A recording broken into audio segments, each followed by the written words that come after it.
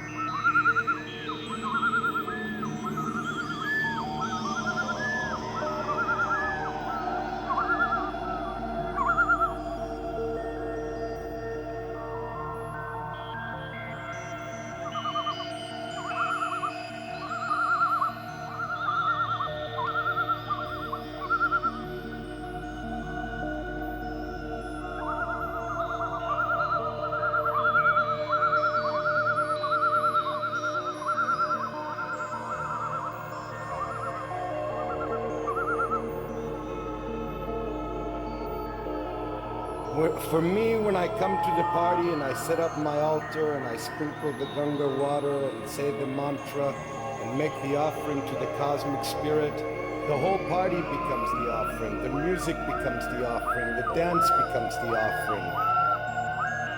Cosmic spirit should come to the place and bless all of us.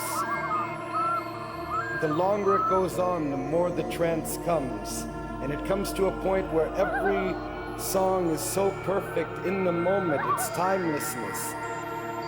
So perfect you start to get chills up your spinal column and out the outside of your skin, and everybody's getting that all at once. It's like a cosmic orgasm.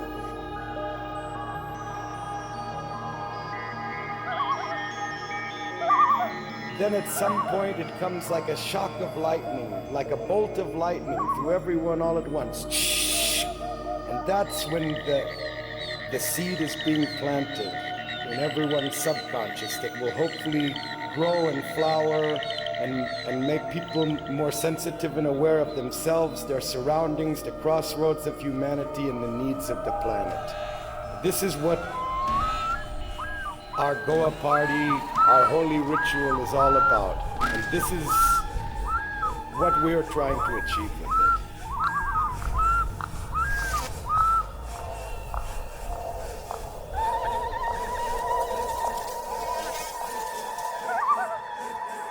So, you take, let us assume, third toke, long and slow.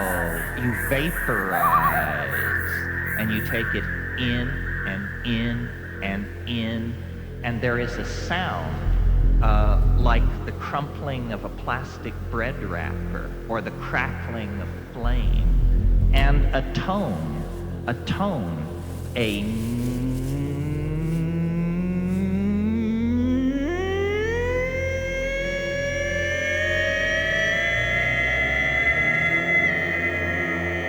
and there is this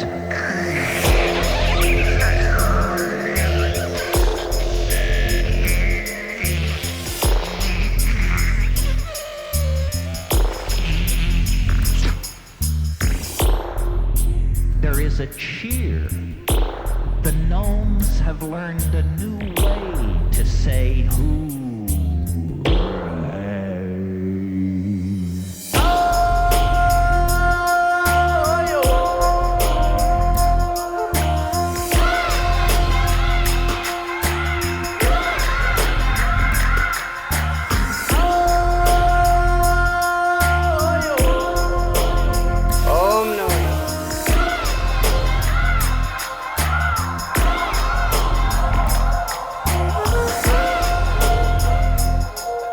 search to find ways of changing our own mind and triggering our own inner feelings that are going to come out one way or another. If you're going to be a yogi, be a yogi. If you want to take drugs, that's what you're going to do. If you want to be straight, that's what you're going to be.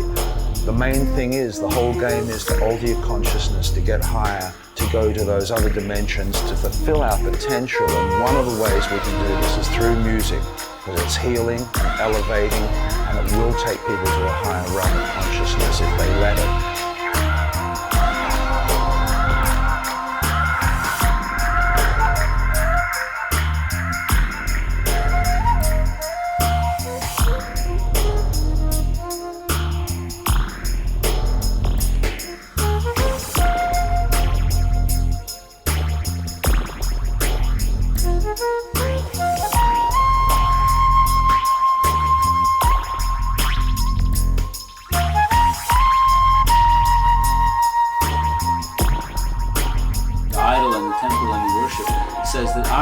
Here is the highest of the unity of human consciousness and animal consciousness and nature consciousness.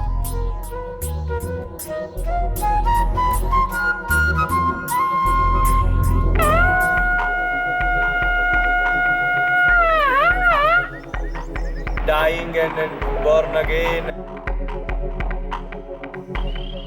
Well, Shiv Nataraj is the form of Shiva as the dancing god, lord of the dance, and he is dancing and creating and maintaining and blessing and pinpoint destroying, and so it's a way to get to your inner self and dance into the rhythm of the cosmos. Cessation of fluctuation of the mind. If you want to see this pure paper, the white piece of this paper, you have to remove all these lines, isn't it? Similarly, the mind too covers the real consciousness, the real thing which you are. So you have to remove all this darkness, all these lines and taintedness, which is the mind. Then the natural beauty of the base, the foundation, is automatically observed, isn't it? It is natural, it is always there.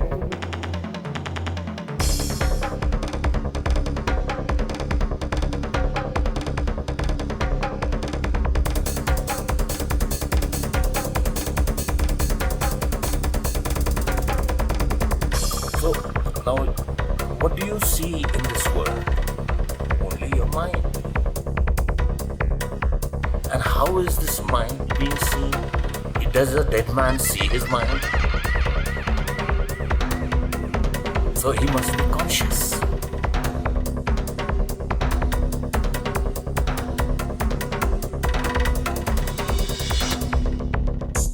You are nature.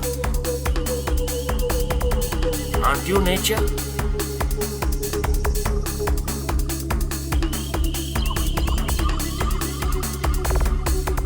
So if you hurt any part of nature, it will certainly rebound back on you.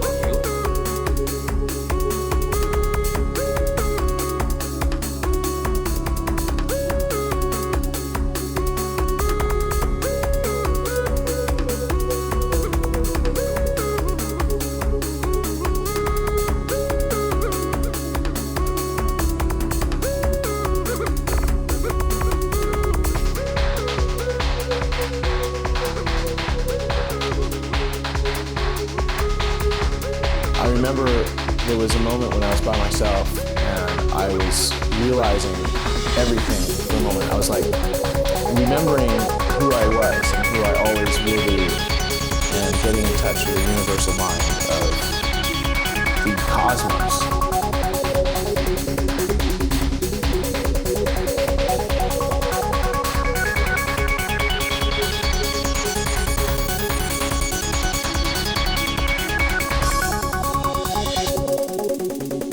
It reminded me of the wisdom that my body has separately from my intellect in some way, and this information is encoded in my physical shape. If you think of consciousness as being, my body being the shape of my consciousness in this hologram now.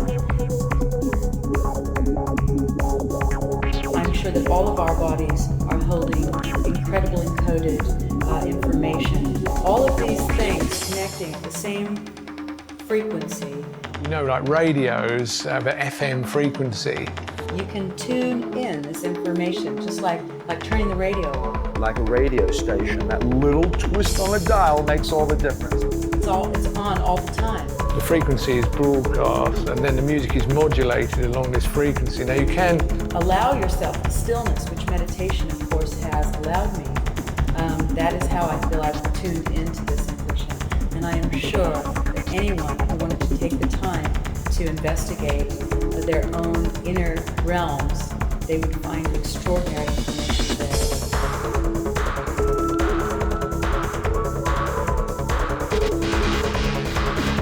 Certainly as a metaphor, you can see music as a form of carrier wave that modulates spiritual intent.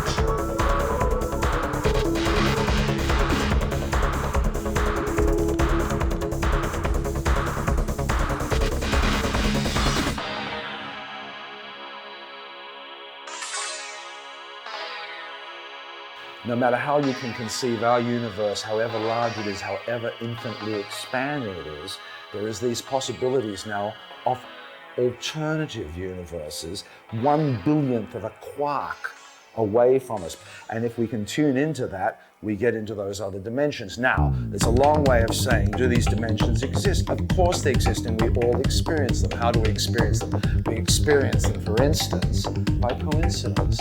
Right, so something really weird happens. I'm sure it happened to you last week. A really weird coincidence. You think, wow, man, that couldn't have... But that's not coincidence. That is an actual divine manifestation of the groovology policy that is happening on alternative realities. And everybody is for us, as we were saying before. We have these guardian spirits, we have these guardian planets, we have giants that are overlooking us. They may be 2,000 miles tall, and they are our spirits that help us and protect us through all the universes. If you strike a key, or a string, it's a better example, a string, just a chord, a monovocal.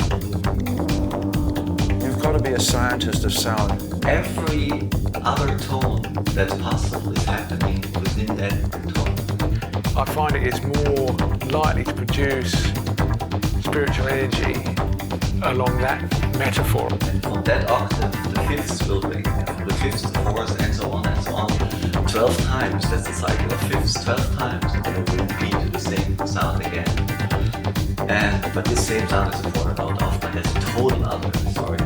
I mean, look at Albert Hoffman. When he got up to LSD 24, nothing worked. And then years later, he went back and he brought out that thing, he worked on it until he found LSD 25. And then the magic of shamanism came together through science and theology. And at that moment, something transcendental happened to the consciousness of the planet. This poster, Fortunary Technicolor Dream, was the first psychedelic event that I ever went to in this country. I went on the first weekend I came out of hospital after breaking my back to see if I could adjust to the outside world, and I certainly, definitely, the world was ready for me with this happening. And the person who put this on, who organized it, Hoppy, also was responsible for sending me to my first tip party, which was my first go at trance style party.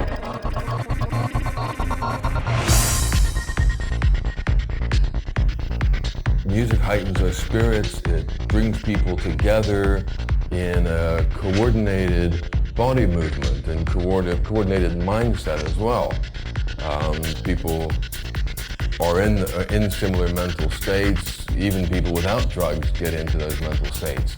And through the dance and the repetitive movement, which is credited by leading anthropologists as being the original basic driver of all social organizations and all social forms, originated with synchronized body movement. And it's something that's been dreadfully lost in society, and music keeps that going, and trance music raises it to new heights. This is how it is. It's a church of personal revelations. And people share their revelations. Sometimes you wake up in the morning and it was crap, but sometimes you wake up in the morning and you're enriched for the rest of your life by a perception you've had about, it could be yourself, or it could be how people interact. You might have discovered food. I mean, for me, when I first, when I was first took acid,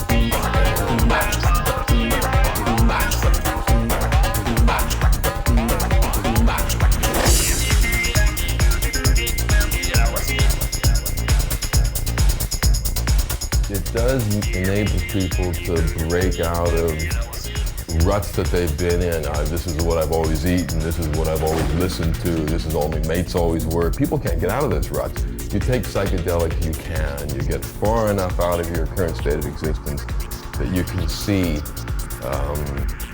you can experiment with other things, be open to them, and see the error of your ways sometimes and the brilliance of your future.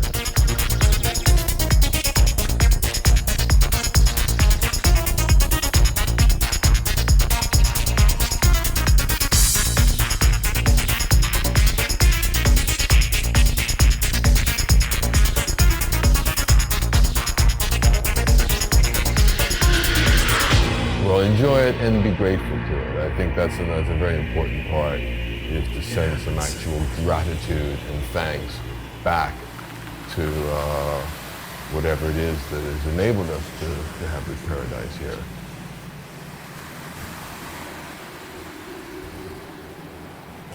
It only came together in Goa for a lot of that music. It only made sense in Goa, but it was made by people from different states. When I went there, all around the world, basically, and I went to a few parties, I was like amazed, and then I became really inspired by it. I realised this world really was the future of music in a lot of ways.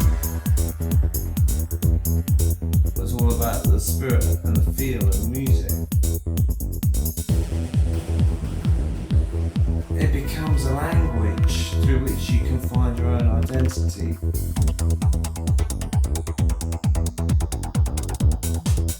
I think Goa was a particularly fertile place for it to begin and nurture it, and for it to gather its strength. Maybe it wasn't ankur, it was planted and it was a seed in Goa, and then it's flowered and spread everywhere.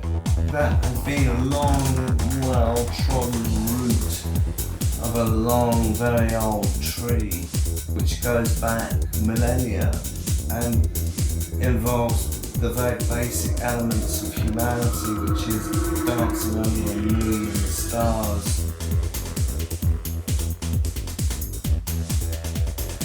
I found I could draw correspondences with Brahmin priests and the Druids and Rajasthani fiddle players and the Irish fiddle players, and there were a lot of correspondences in fact. And I think they're in all native cultures.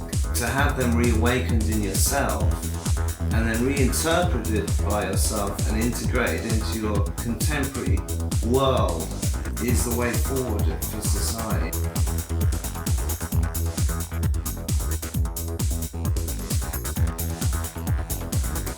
And we have to rediscover those truths of our ancestors in our own way.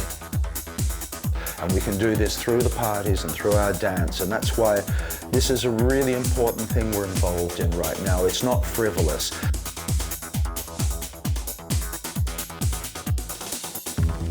It's not just a disco in the forest, it's an initiation. It's the gathering of the tribe. It's like the 60s all over again. In the high point of the 60s, 66, 67, a lot of it was quite dance orientated, like the London club UFO. Where you had films on the walls, liquid slide shows made, with like big watch glass shaped glass dishes and immiscible brightly coloured oils and fluids swirled around in time for the music. People playing records, they become DJ now. A lot of the original disco pioneers were also very idealistic. They took acid. Actually, disco grew out of psychedelia. You have a culture and a collective society spirit that allows people to come together and do those things together and communicate it together. Because the location was Goa, which is India, which still had a kind of collective consciousness which made the old ancient gods there alive to the majority of the population. The Shiva, the Hindu gods, and even Buddha and the other religions. Because the context was there, people were opening up in a very big way.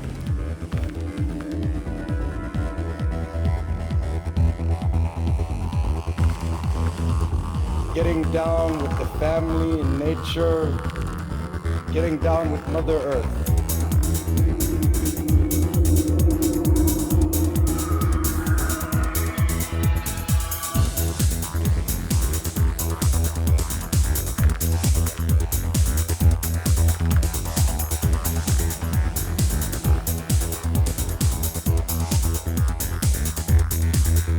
You meet people who are individuals that carve their own niche in their own way, create their own realities. You see people as examples of doing exactly what they want to do, creating their own realities, carving their own niche and creating a better world. Collectively that gets stronger and stronger and it becomes a message of, sort of love.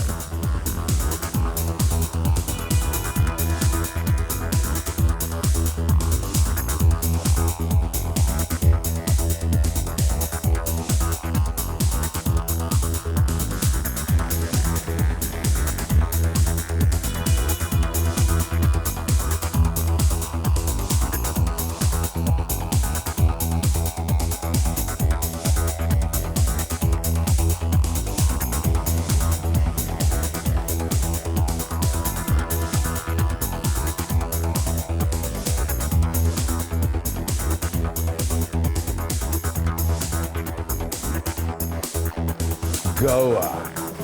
It went commercial and now it's just gone fetid like an old cheese that's been left too long in a cupboard.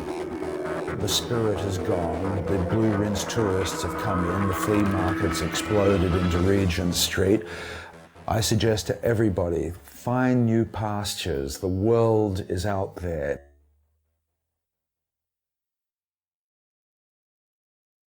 Back in the 60s, we had the inspiration of Marshall McLuhan and his idea of the global village. That was what we were aiming for. We could see it coming. But now we live in it. Our time is a time for crossing barriers, for erasing old categories, for probing around. Hermann Hesse wrote about a future society in which people would play a crystal bead game, in which all of the different media, all the different arts and sciences would come together. And we're starting to see those kinds of tapestries being woven on the web.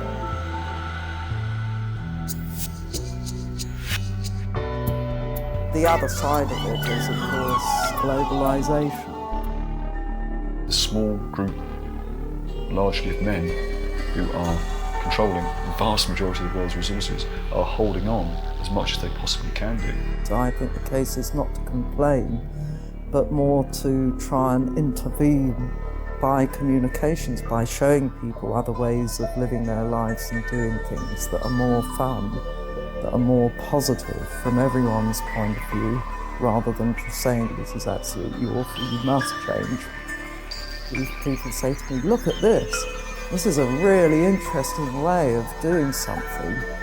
Would you like to try it? I'll show you how it all works. Then that's a totally other way of delivering actually the same message, which is, why don't you change your behaviour and try doing it like this for a bit? You have to ask yourself the question, why are all these wars happening? Why is there BSE? Why is there genetically modified food? You have to act in whatever way you can see, like whether it's by making a video, or whether it's by taking direct action on the streets. If you have a point of view that someone else is doing something that may be dangerous to you, it's your responsibility in a modern society to get that point of view heard.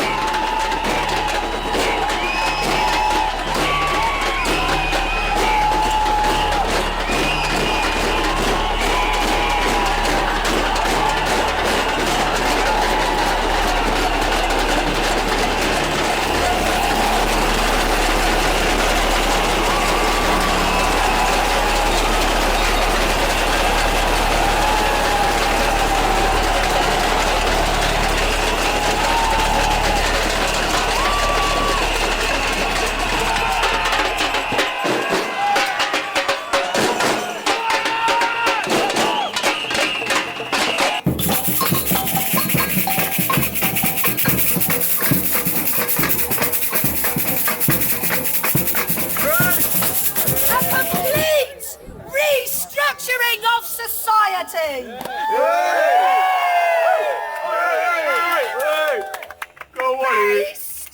Based to a true, secure brotherhood and sisterhood, cooperative Eden farming and culture! Happy! Happy tribal homes! Working and sharing to create heaven on earth with full help from our government!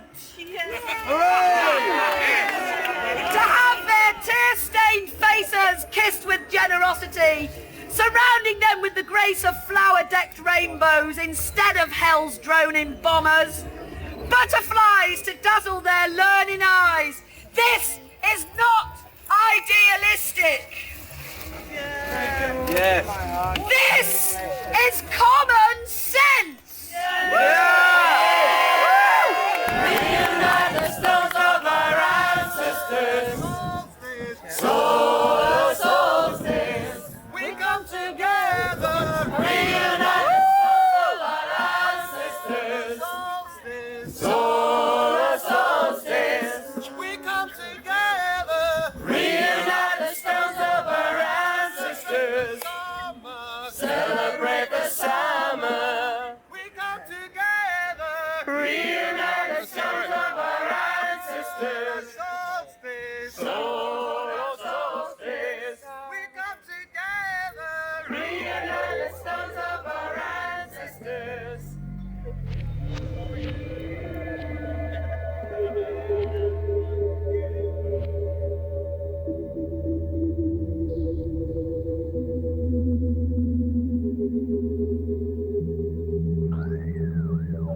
This piece is about 10 years old. It's called Theologue, the union of human and divine consciousness, weaving the fabric of space and time in which the self and its surroundings are embedded.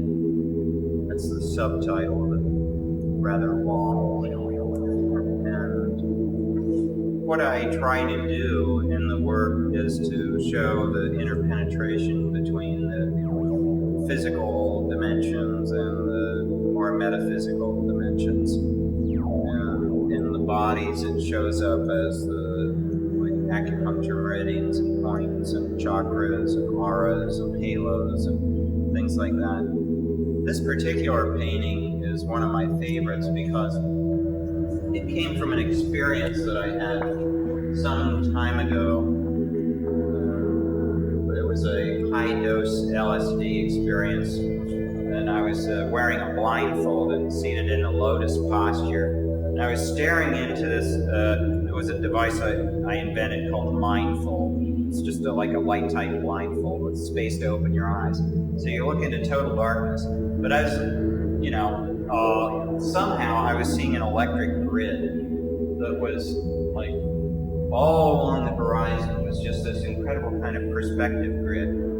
And it seemed that I was projecting this at the same time that I was like seeing it outside, but I was in my head, so it was very confusing, but I felt like, well, this is the loop of space and time. This is like when you dream, you're dreaming in space. And so you're always creating space. Somehow our mind is creating the space that we're surrounded by. So how to visualize that? It was solved by putting this kind of seated Buddha here and having the horizon line, the vanishing point of the horizon line of perspective, be synonymous with the cone of perception that's spreading out. So this is how this thing, he is appearing to project the space that he's seated in.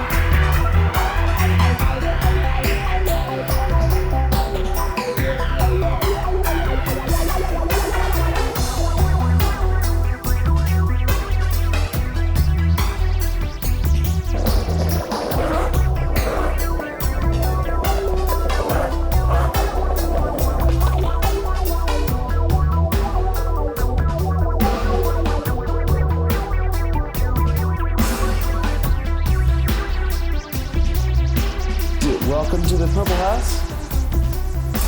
We have the computer lab right away. Come into my lair.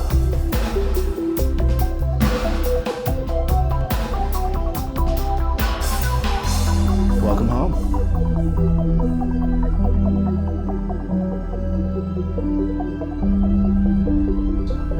How to organize the thoughts of so many.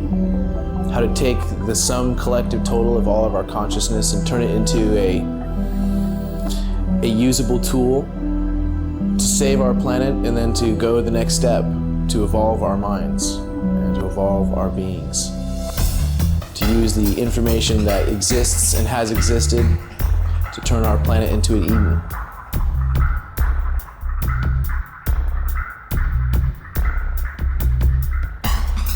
My answer is one of my favorite tools at the moment is the loom, the digital loom, being something for everything. Your animation, your video, your audio, your graphics, your interactivity, your communication tools, all woven together. That is right now for me the most epic tool for conforming your imagination into a understandable packet.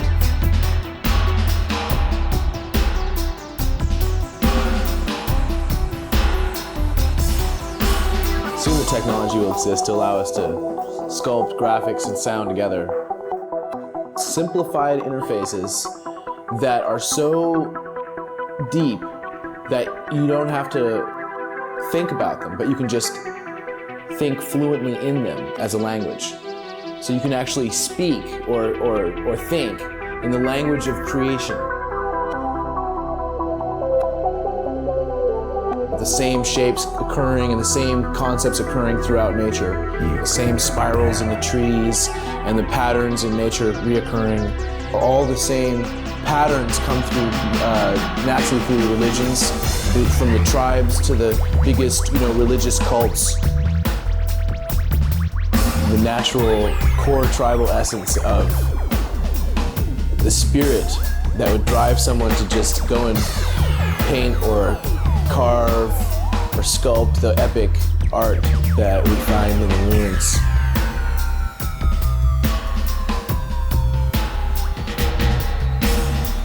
Our dreams are the most important thing, and we should follow those. And that if you do follow your bliss, people will seek you out to make sure that you can do the things that it is meant for you to do, but only if you follow your bliss. Otherwise, compromising even a little bit with your soul mission makes it all just fizzle away. And if you really go for it, there's nothing that can stop you. Oftentimes, you can close your eyes with the graphics that would never have been possible on any computer screen or any video projector. It just happens naturally with your mind.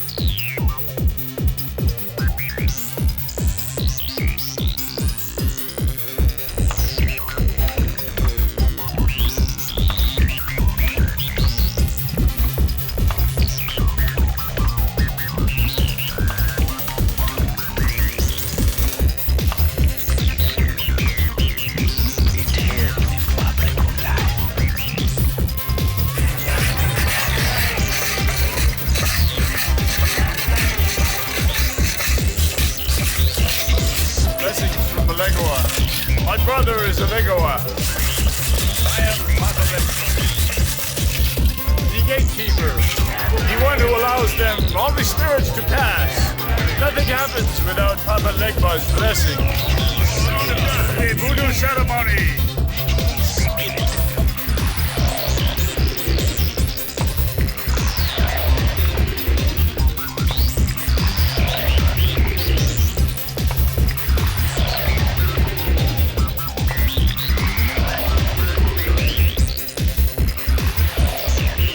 One particular area we've been interested in since the middle 70s is what used to be called biofeedback, which is basically a sort of a study of the relationship between various brain rhythms and states of mind. They divide the rhythms of brain activity into 4 bands: beta, alpha, theta and delta. And basically all these rhythms are happening at the same time, but if you close your eyes and go into a sort of dream state, the alpha will become stronger and the beta will go down. If you get agitated or try and do sort of some complex mental arithmetic, the beta will rise. And if you go into a state of deep meditation, the theta will rise. Now, if you can produce some kind of stimulus running in the rhythms, the brain will sort of follow it, rather like if you set off a tuning fork in a room full of acoustic guitars, they'll all vibrate to the note of the tuning fork. And the alpha frequency is the one that we're particularly interested in, and that happens to be in the band of 7 to 12 cycles per second, which corresponds to the 16th note of most dance music tempos. And as the basis for some form of psycho-spiritual voyage. And then you have the in-sync one, which is that. And then link both of them together.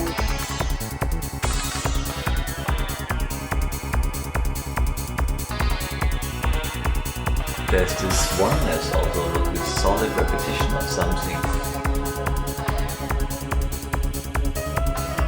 Like the idea that in one everything is. Like when you hear one drum just going, you can imagine every variation in your mind.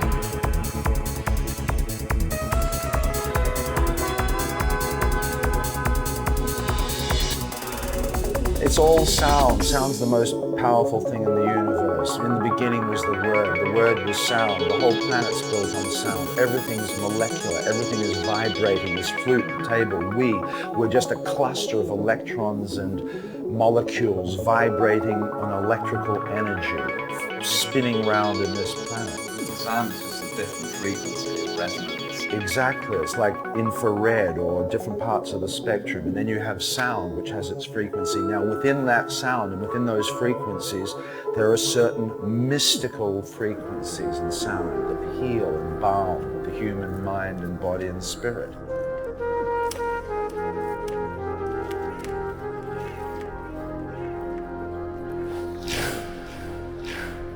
You can get to your final goal or objective by following many different paths.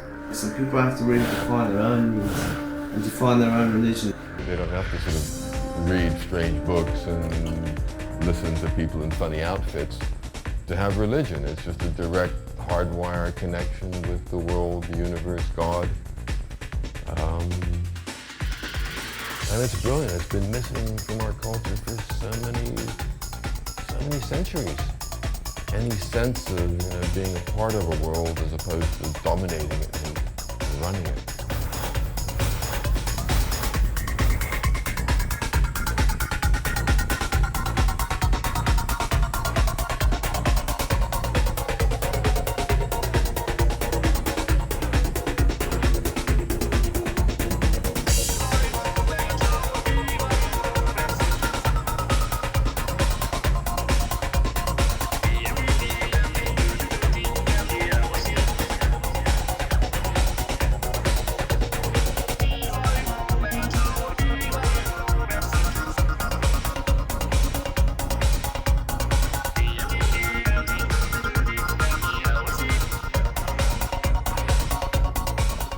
Garzaram kept I kept drawing the things that he was seeing on DMT.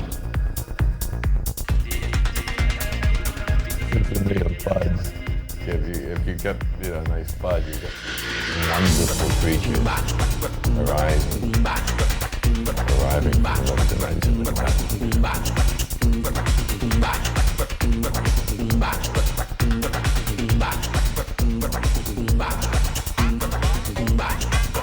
And I felt this group of, whether it was 200 or 2,000 or 20,000 people together, expressing their gratitude for existence and their joy at living. Again, in a synchronized manner, but doing this on the earth. And I very strongly felt this is like medicine for the earth. It's acupuncture, it's natural healing to sort of get this message back to the earth that yes, some of us do love living here and love living on the earth and sharing its benefits, sharing its fruits. And this possibly goes to offset, some of the pollution and the degradation of the earth that's going on a much vaster scale in other places. But I think, if there is a Gaia consciousness there weighing up the future of this species, the more gratitude we express for our existence, the more we're going to keep the balance in our favor. And with the parties, there are more people going to parties every weekend than there were before. More people taking psychedelic drugs every weekend. And the more laws they pass against it, the more this seems to happen. You could almost, argue a cause and effect that the laws are encouraging this to happen. That doesn't have in favor of the laws, though.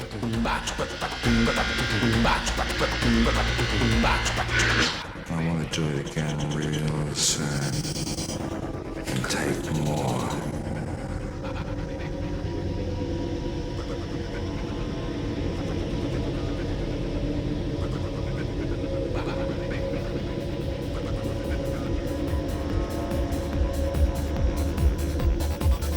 Dancing is such a beautiful way of celebrating.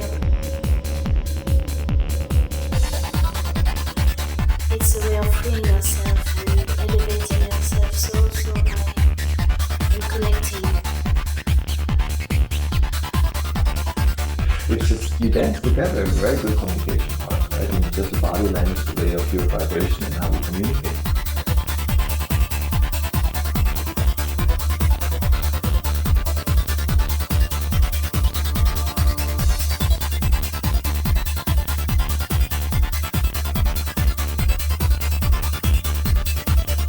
You're so in tune with the music, and there's no distance, there's no distinction between you, the music, and everyone else dancing, that you're actually lifted up as on a wave and carried, and you don't get tired. You just are in the music and dancing along, and you feel like, your feet are almost not touching the ground.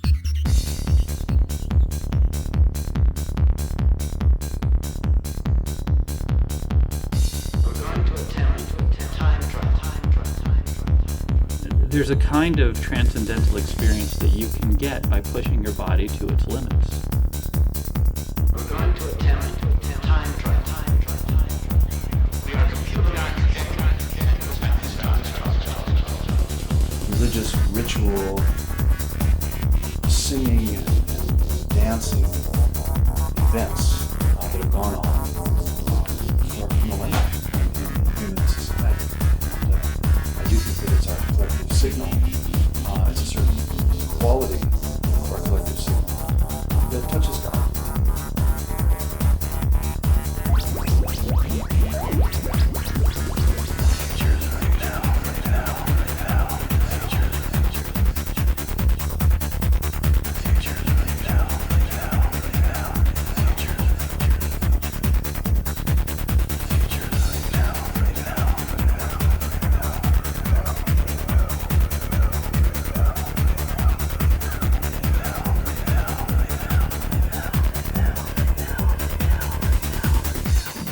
You've got people dancing, which is an expression of the body. And when you bring the body and mind together, you get heart opening.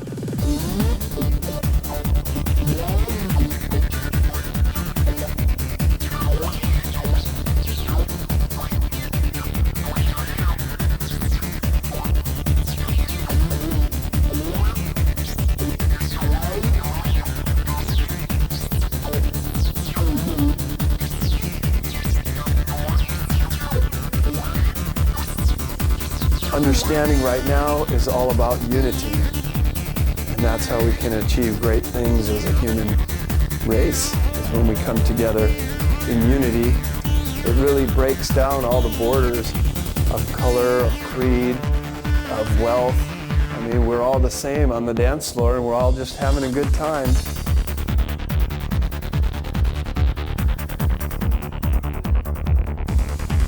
You can create communal lift situation where everybody becomes high. It doesn't matter whether they've taken drugs or not. That's not really the point. The point is that they're sharing the experience of raising each other's consciousness live at that moment on the dance floor in a shamanic way.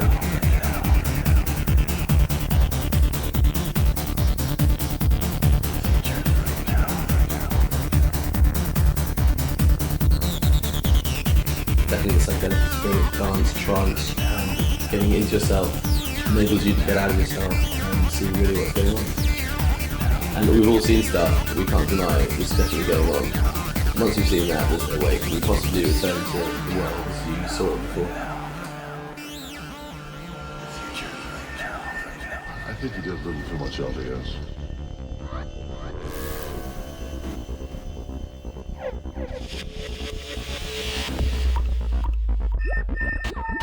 Yeah, just the trance for me, it's a lot like so much like meditation.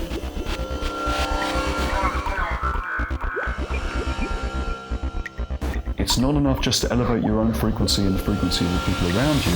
You need to do it in tune with the earth. And when you do that, then it gets really interesting. So I'm hoping for an evolution in the trance culture where we move towards large solar sound systems and explicitly bringing in these consciousness keys into the music.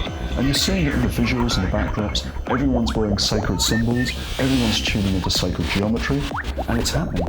So, you know, I think there is an enormous potential, and it's just one step away from being something which is really transformative. And not just for the people involved, but for the planet.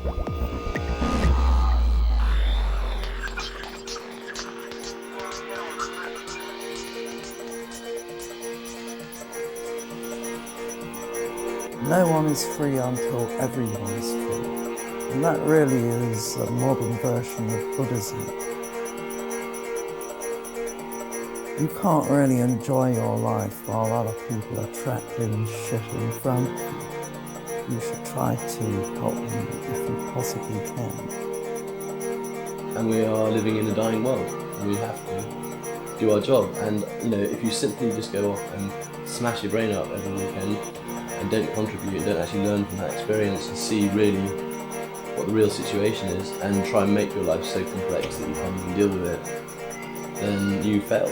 Fail to be you. Because what we have to take responsibility for is being co-creators of reality. But it's an evolution. Nature is always evolving. And we are all what we call evolving with nature as nature. All is one. All is one. There is no doubt about it. Once we make that breakthrough and that we see that we actually are part of the Earth's evolutionary process, that we're not separate from it and our destinies are completely intertwined.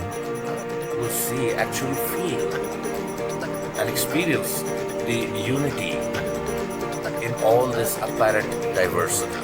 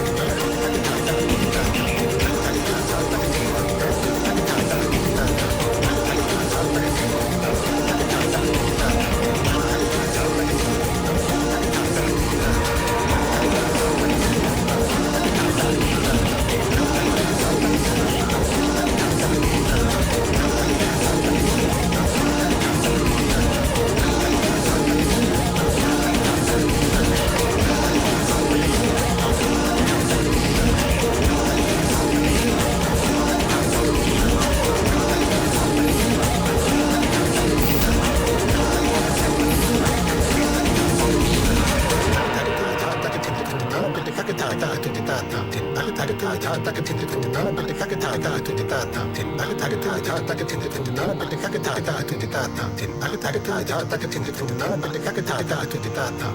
have we learned, son? What is our society? What have we learned? We've crawled out of the reptilian swamp. Here we are, 60 billion years later. What have we learned?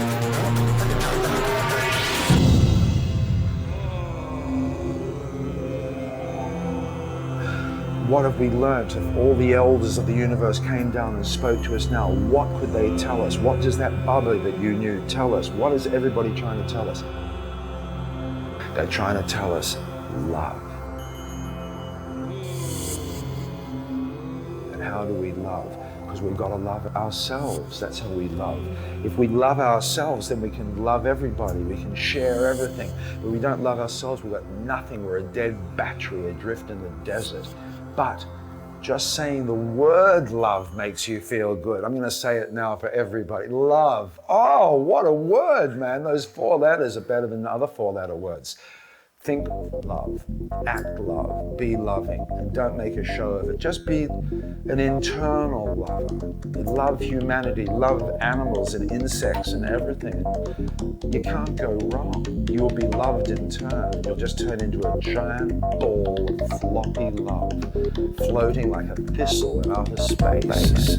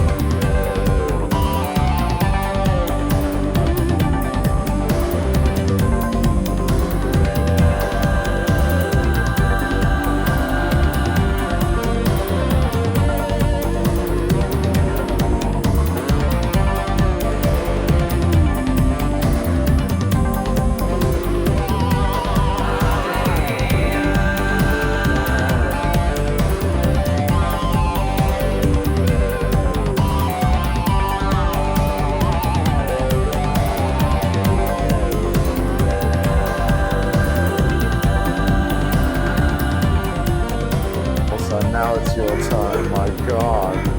What's the most amazing thing? You tell me, Si. What is it? What is the most amazing thing? What do you think it is? Consciousness. This consciousness, which is this liveliness, is what we call God.